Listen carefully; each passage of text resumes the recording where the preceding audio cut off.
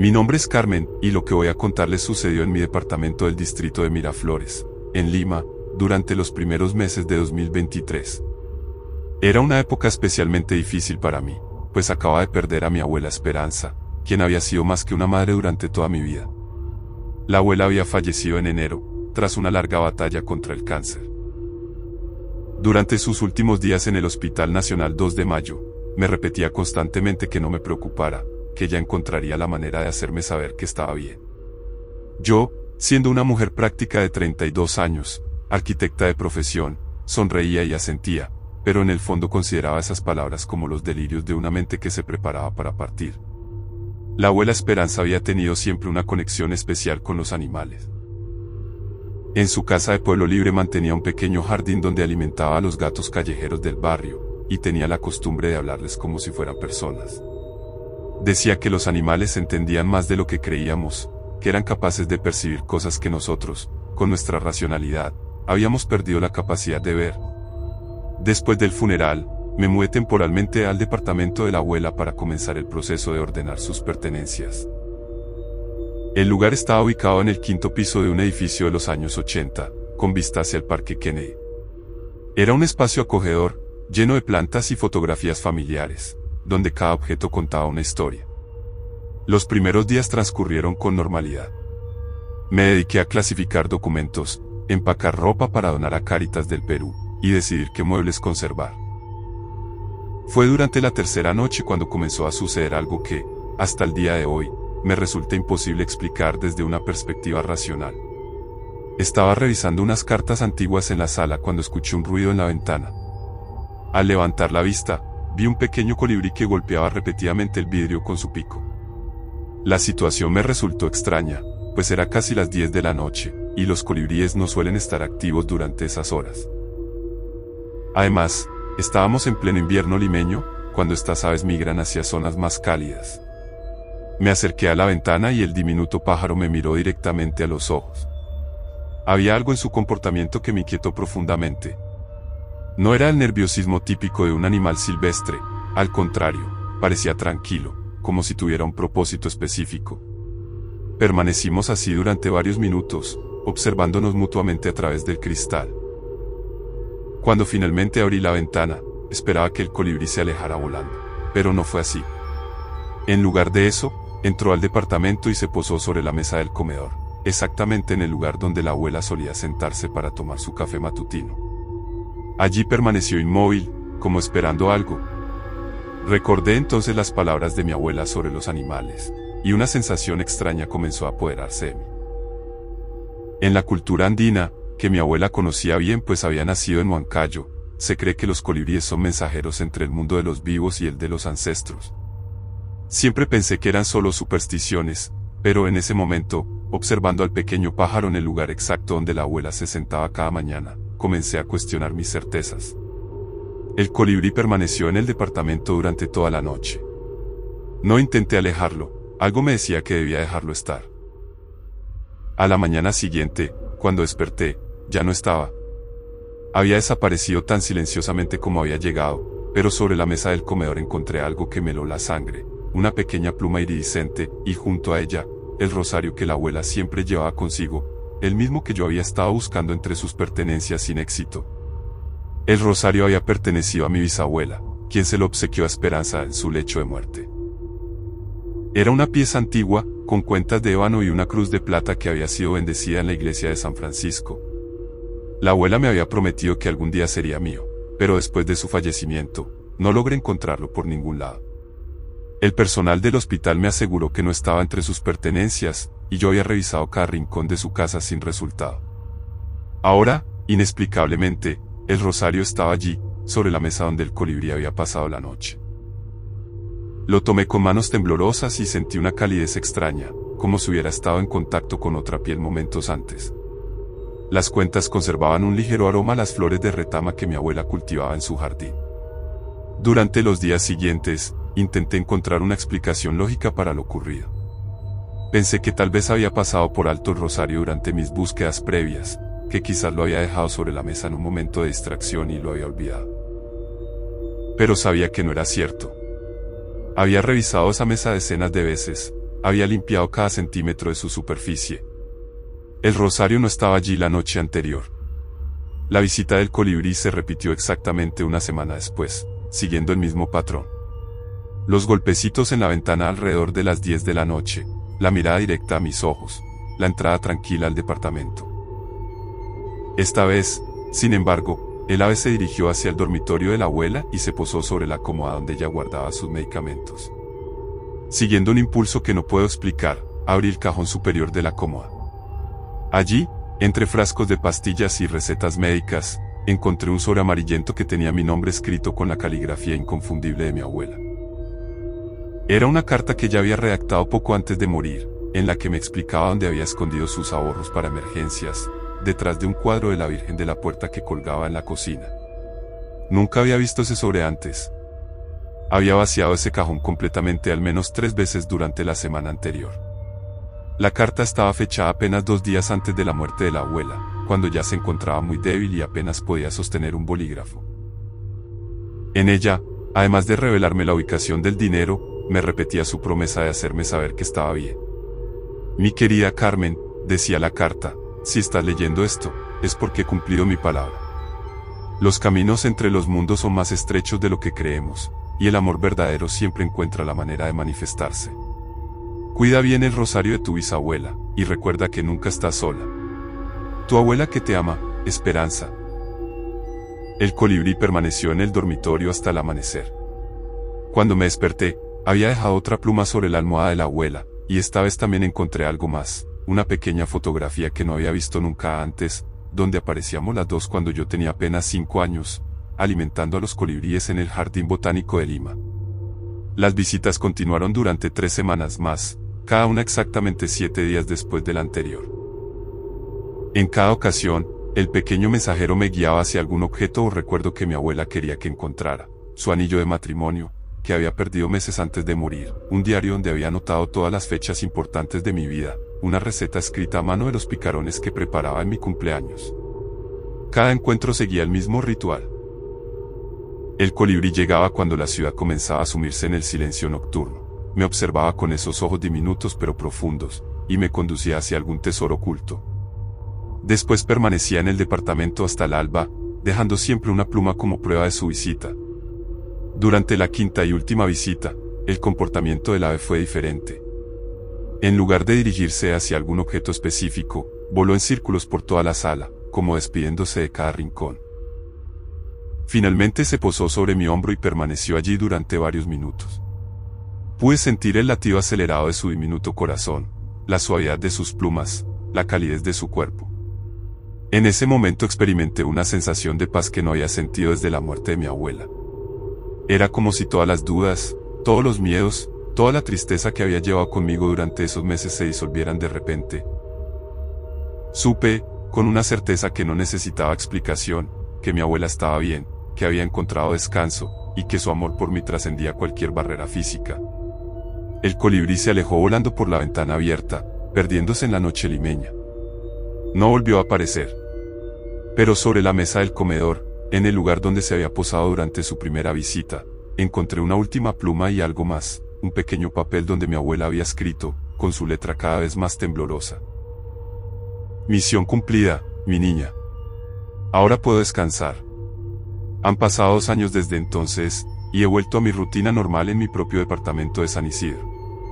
Trabajo en mi estudio de arquitectura, diseñando casas para familias jóvenes, y poco a poco he logrado procesar el duelo de una manera saludable. Pero conservo todas las plumas que el colibrí me dejó, junto con el rosario de mi bisabuela y todos los objetos que mi abuela quiso que encontrara. A veces, cuando camino por los parques de Miraflores y veo colibríes libando el néctar de las flores, me pregunto si alguno de ellos será mi pequeño mensajero. Nunca he vuelto a tener una experiencia como esa, pero tampoco la necesito. El mensaje ya fue entregado, y yo lo recibí con claridad. Ahora entiendo lo que mi abuela quería decirme durante esos últimos días en el hospital. El amor verdadero no conoce límites, ni siquiera los que separan la vida de la muerte. Y a veces, cuando menos lo esperamos, la naturaleza misma se convierte en el vehículo perfecto para que ese amor se manifieste de maneras que desafían toda lógica. Cada vez que alguien me pregunta si realmente creo que era mi abuela comunicándose conmigo a través de ese colibrí, yo respondo que hay preguntas que no necesitan respuesta. Hay experiencias que no requieren explicación, solo aceptación. Y hay formas de amor tan profundas que trascienden nuestra comprensión del mundo. El pequeño colibrí cumplió su misión. Me enseñó que los vínculos verdaderos nunca se rompen, solo se transforman. Y me recordó que, en un universo lleno de misterios que nuestra mente racional no puede descifrar, a veces es suficiente con abrir el corazón y permitir que lo inexplicable nos toque con su magia. Por eso guardo esas 5 plumas iridiscentes en una cajita de madera que mi abuela me regaló cuando cumplí 15 años. Son la prueba tangible de que el amor puede manifestarse de las formas más inesperadas, y de que quienes nos aman nunca nos abandonan realmente, sino que encuentran nuevos caminos para hacernos saber que están cerca, cuidándonos desde donde quiera que se encuentren.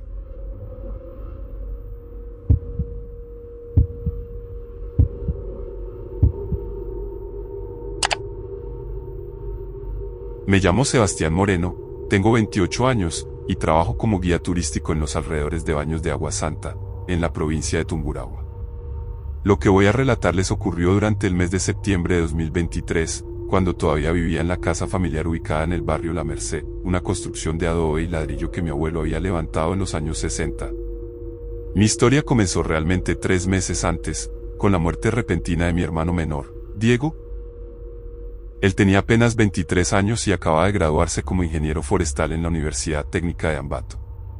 Su sueño era trabajar en la conservación de los bosques nublados que rodean nuestra región, esos ecosistemas únicos donde la biodiversidad ecuatoriana alcanza su máxima expresión. Diego falleció en un accidente de tránsito en la vía que conecta Baños con Puyo, cuando regresaba de una excursión de campo para recolectar muestras de flora para su proyecto de titulación. Su Chevrolet Spark amarillo, que había comprado de segunda mano con sus ahorros de estudiante, se salió de la carretera durante una noche lluviosa de junio. Los bomberos de Baños tardaron casi 4 horas en encontrarlo en el fondo de una quebrada. La pérdida de Diego devastó a nuestra familia.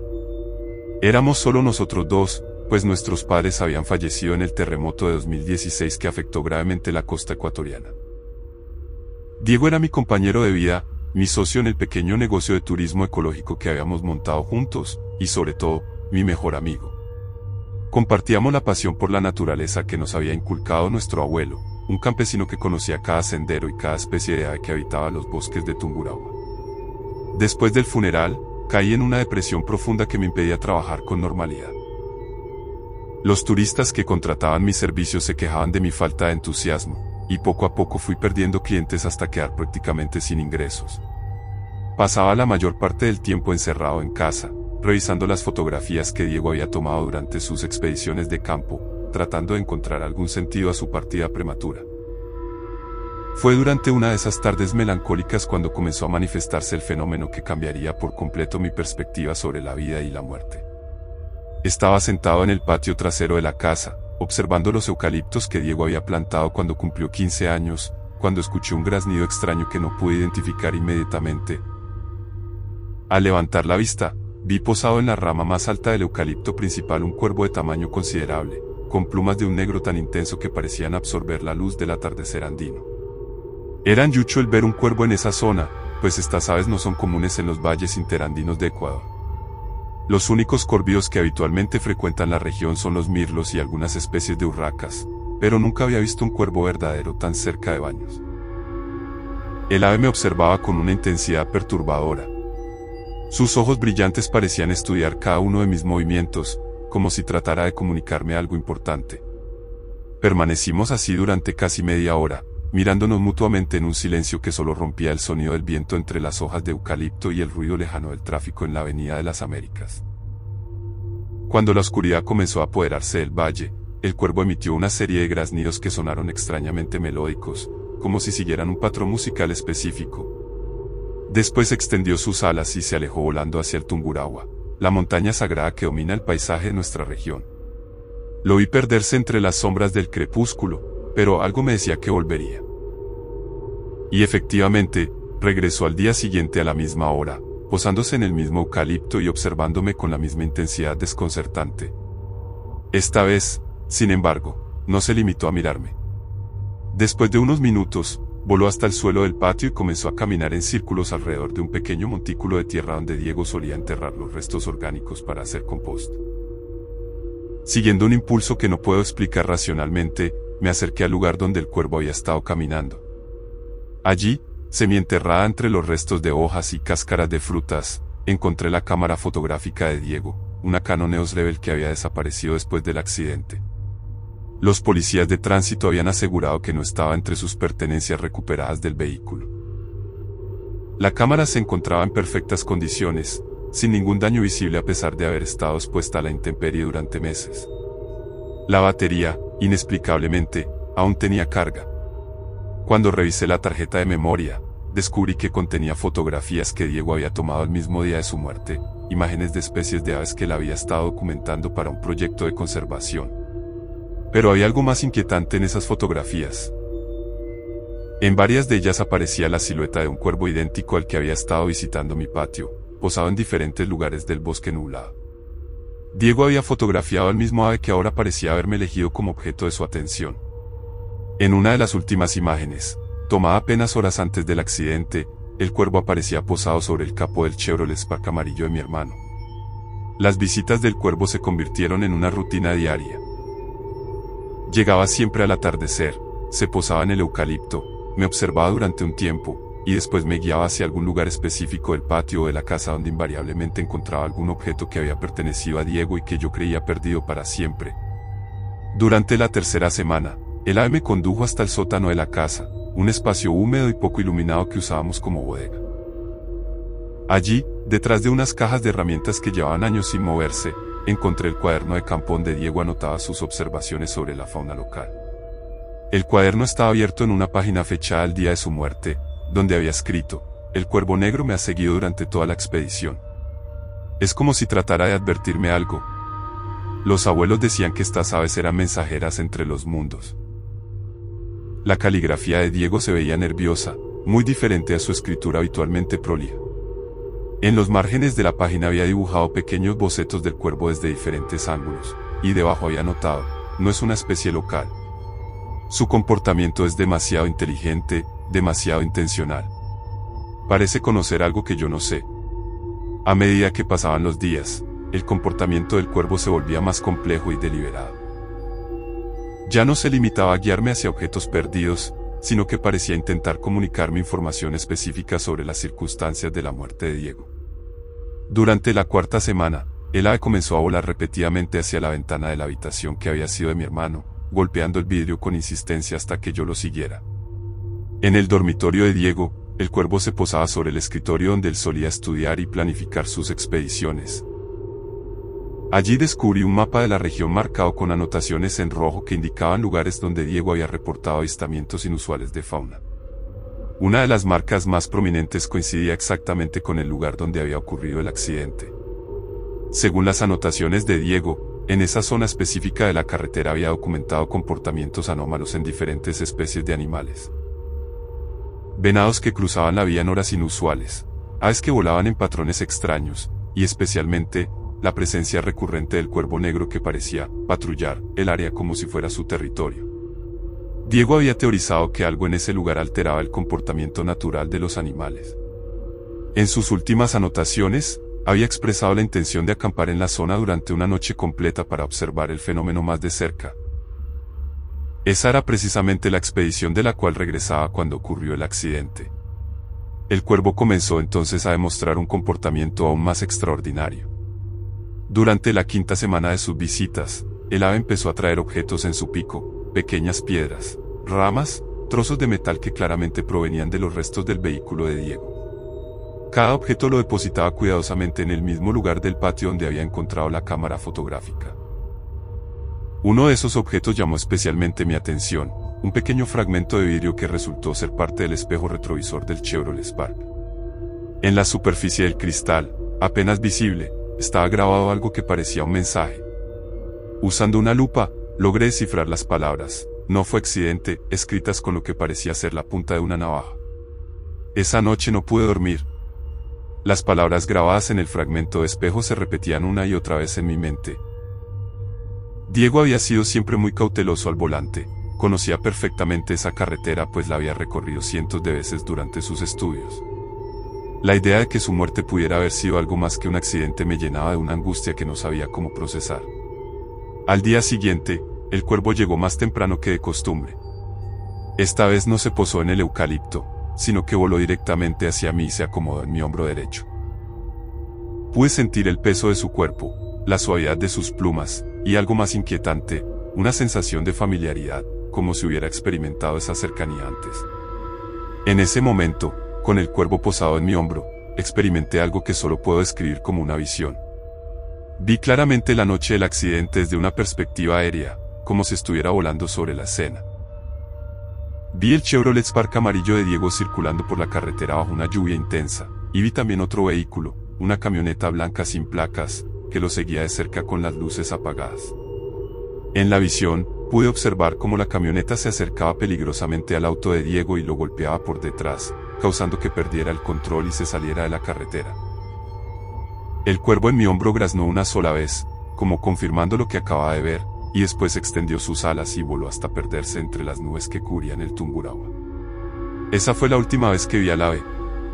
Pero sobre el suelo del patio, en el lugar donde había estado posada en mi hombro, encontré una pequeña pluma negra y algo más, un papel doblado con la letra de Diego que decía: Sebastián, si estás leyendo esto, es porque mi amigo de plumas negras cumplió su promesa. La verdad sobre mi muerte está en la comisaría de Puyo. Pregunta por el capitán Herrera.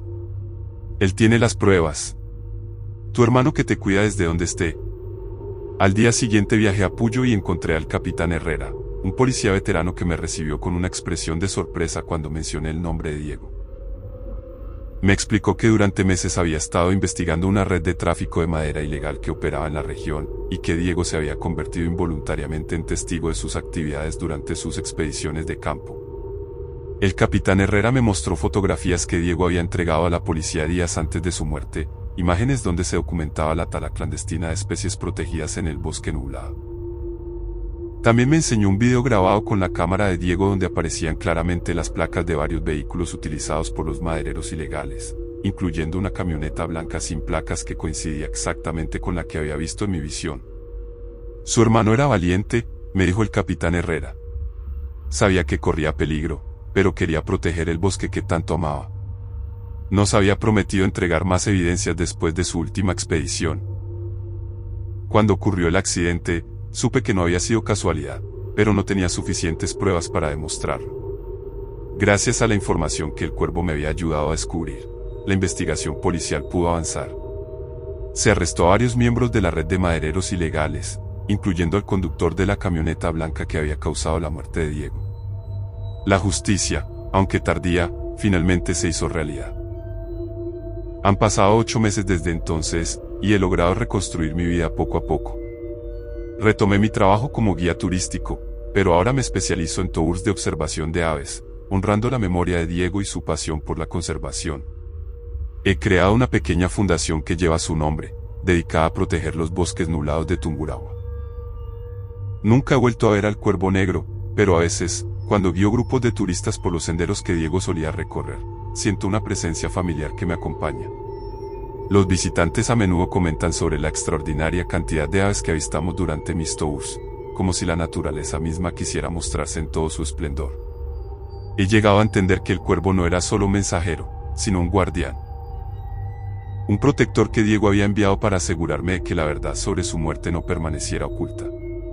En la cosmovisión indígena de nuestros antepasados, los cuervos eran considerados psicopompos, guías que ayudaban a las almas a encontrar su camino entre los mundos. Ahora, cada vez que veo un cuervo en mis expediciones, lo saludo con respeto y gratitud. Sé que Diego está en paz, que su misión en este mundo se cumplió completamente, y que su amor por la naturaleza continúa protegiéndonos a todos los que compartimos su pasión por conservar la increíble biodiversidad del Ecuador. El guardián de plumas negras cumplió su propósito. La justicia se hizo, la verdad se reveló, y el espíritu de mi hermano encontró el descanso que merecía. Pero su legado vive en cada árbol que logramos proteger, en cada especie que documentamos, y en cada persona que aprende a amar y respetar la naturaleza tanto como él la amó. A veces, cuando el viento sopla entre los eucaliptos que Diego plantó, escucho un graznido lejano que me recuerda que el amor verdadero trasciende todas las barreras, incluso la que separa la vida de la muerte. Y en esos momentos, sé que mi hermano sigue cuidándome, desde donde quiera que esté, a través de los ojos vigilantes de todas las criaturas que pueblan nuestros bosques sagrados.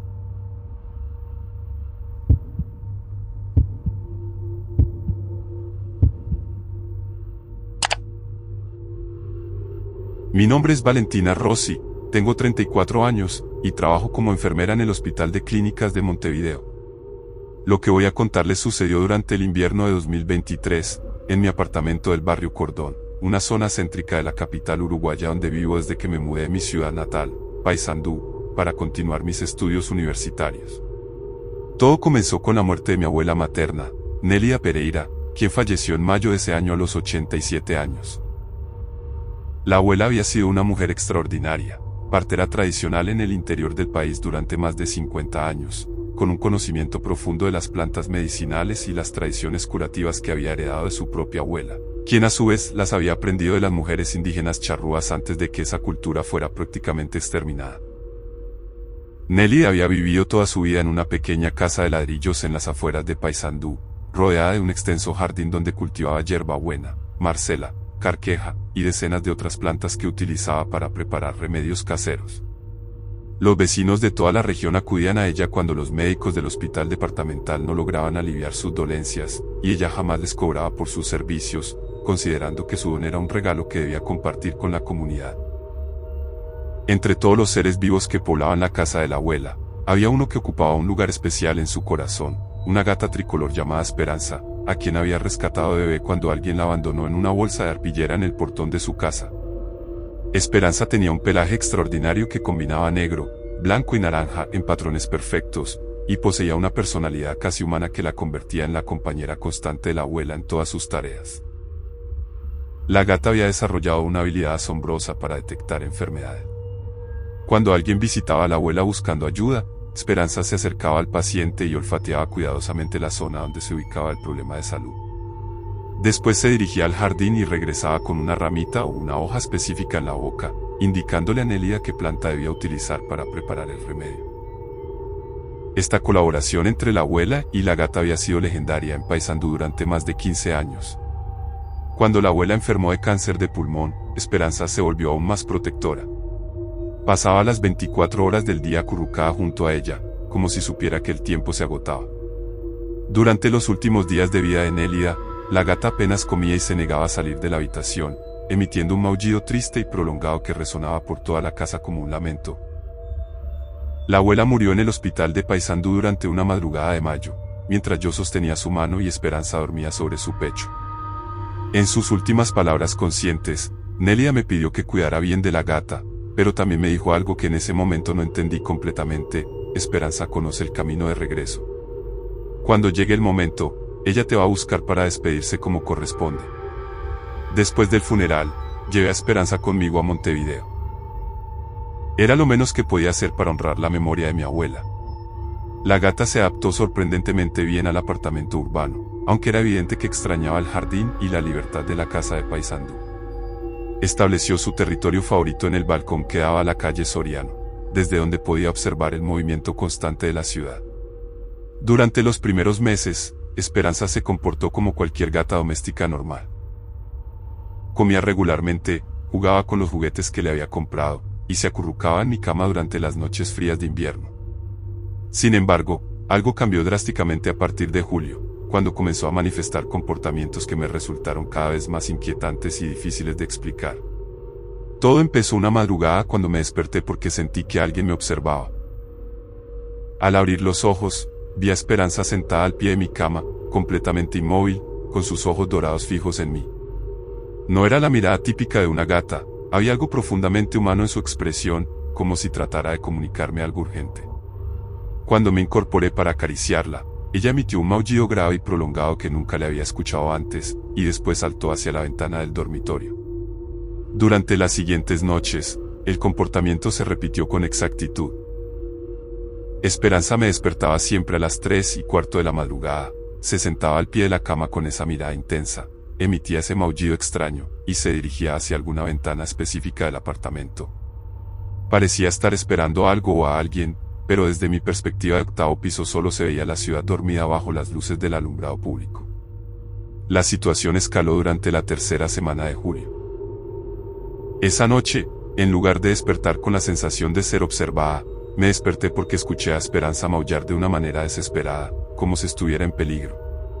La encontré en la sala de estar, parada frente a la puerta de entrada, con el pelo erizado y emitiendo sonidos que jamás había escuchado de ningún gato. Era como si estuviera manteniendo una conversación con alguien que se encontraba del otro lado de la puerta. Me acerqué cautelosamente y puse el oído contra la puerta de madera.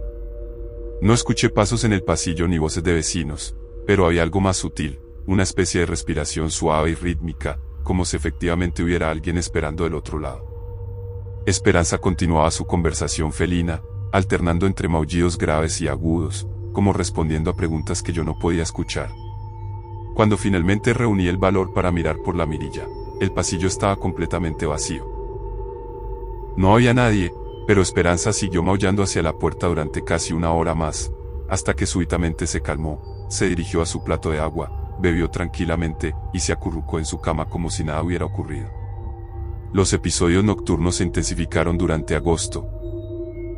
Esperanza había desarrollado la costumbre de caminar por todo el apartamento durante las madrugadas, deteniéndose en puntos específicos donde se sentaba y emitía esos maullidos conversacionales dirigidos hacia el techo, las paredes, o incluso hacia esquinas vacías. Era como si estuviera interactuando con presencias que solo ella podía percibir. Una noche particularmente fría, decidí seguirla discretamente para entender mejor su comportamiento. Esperanza se dirigió hacia la cocina y se detuvo frente al refrigerador, donde comenzó a maullar suavemente mientras movía su cabeza como siguiendo los movimientos de alguien.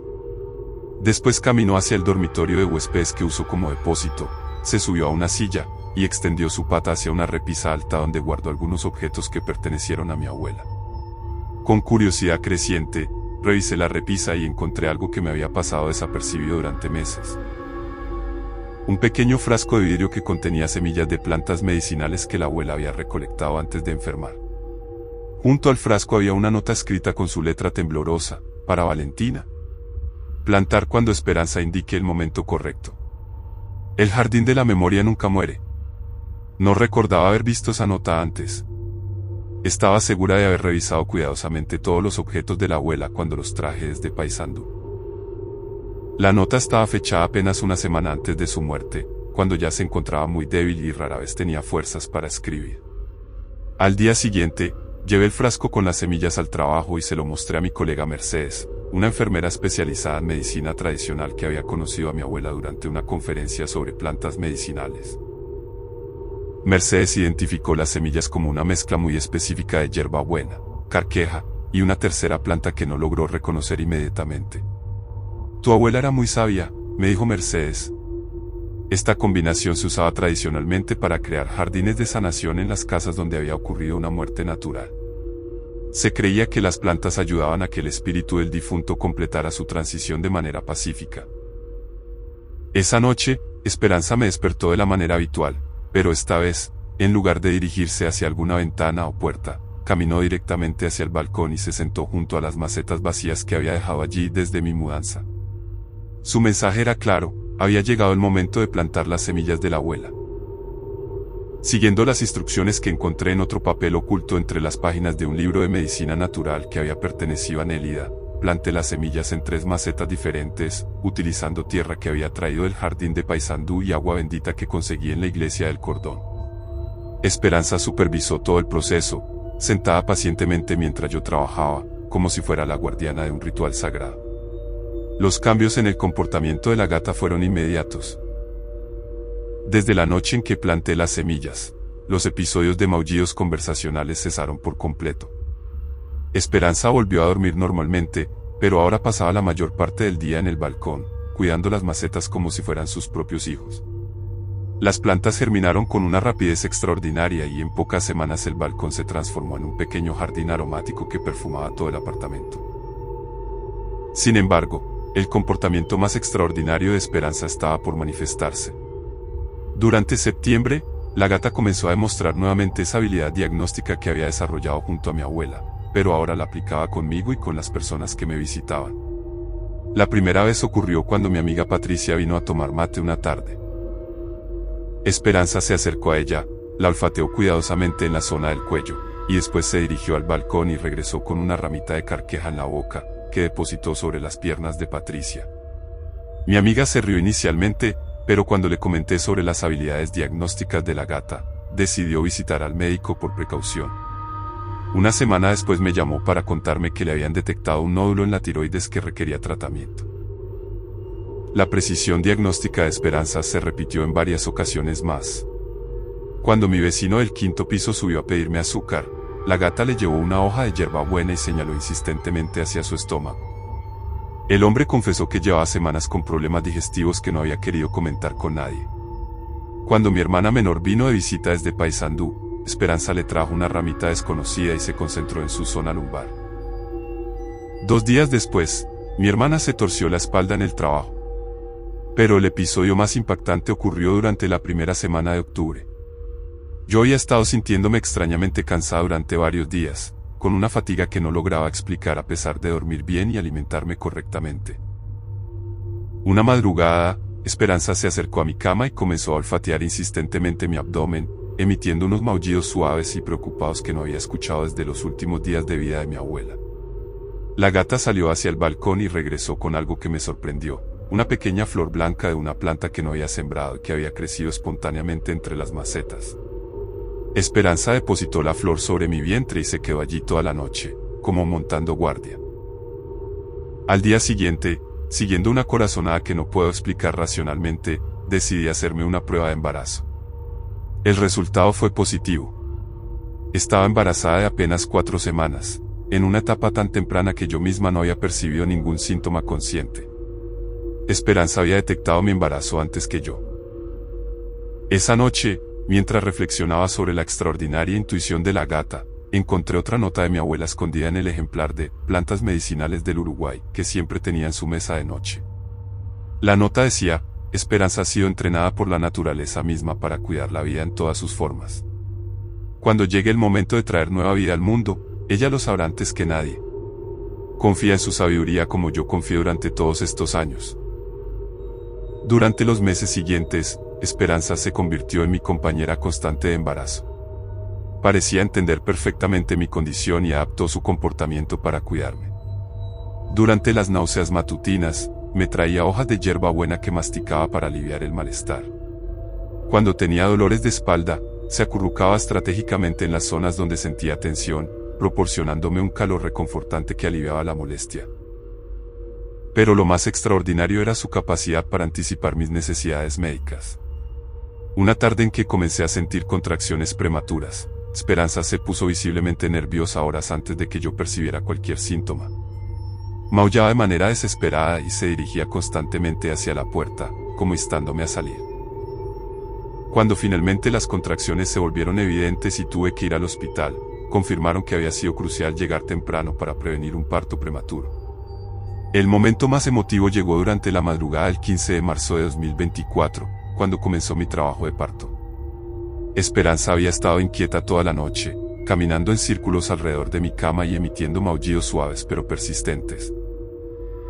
Cuando rompí fuente, ella se acercó a mí, me miró directamente a los ojos con esa expresión profundamente humana que había desarrollado, y emitió un maullido que sonó exactamente como una despedida. Mi hija nació sana después de 8 horas de trabajo de parto. Cuando regresé del hospital 3 días después, encontré a Esperanza acurrucada en el balcón, entre las plantas medicinales que ahora habían crecido y florecido completamente. Parecía en paz, satisfecha, como si hubiera cumplido una misión importante. Esa misma noche, Esperanza se acercó a la cuna donde dormía mi bebé, la olfateó cuidadosamente, y emitió un ronroneo suave que duró varios minutos. Después se dirigió hacia mi dormitorio, saltó a la cama, se acurrucó junto a mí por última vez, y cerró sus ojos dorados para siempre. Había muerto durante el sueño, de manera natural y pacífica, exactamente como había vivido. En su último acto de amor, Esperanza había esperado a que mi hija naciera sana para completar su misión en este mundo. Había cuidado de mi abuela hasta sus últimos días, me había acompañado durante el duelo y el embarazo, y había asegurado el bienestar de la nueva generación antes de partir. Enterré a Esperanza en una pequeña tumba que cabe en el balcón, entre las plantas medicinales que ella había cuidado con tanto esmero. Sobre su sepultura planté una rosa blanca que floreció inmediatamente, como si la tierra misma quisiera honrar su memoria. Ahora, casi un año después, Cuando mi hija llora durante las noches, siento una presencia suave que me ayuda a calmarla. A veces encuentro pétalos de rosa blanca en su cuna sin explicación aparente, y ocasionalmente escucho un ronroneo fantasmal que parece venir de ningún lugar específico pero que llena toda la casa de tranquilidad. He llegado a entender que Esperanza era mucho más que una mascota. Era una guardiana, una sanadora, una conexión viva entre las tradiciones ancestrales de mi abuela y el mundo moderno en el que yo vivo. Su amor trascendió la barrera entre la vida y la muerte para asegurar que la sabiduría de generaciones pasadas continuara protegiendo a las nuevas generaciones. La gata de 3 colores cumplió su propósito con una dedicación que solo pueden demostrar los seres verdaderamente puros.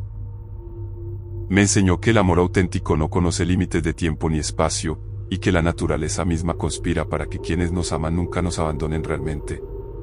En el jardín del balcón, las plantas siguen creciendo con una vitalidad extraordinaria, como si llevaran consigo el espíritu protector de Esperanza y la sabiduría eterna de mi abuela Nelia. Y yo, ahora madre, tengo la certeza de que mi hija está protegida por el amor incondicional de 2 generaciones de mujeres sanadoras y una gata extraordinaria que eligió cuidar de nuestra familia hasta el final de sus días.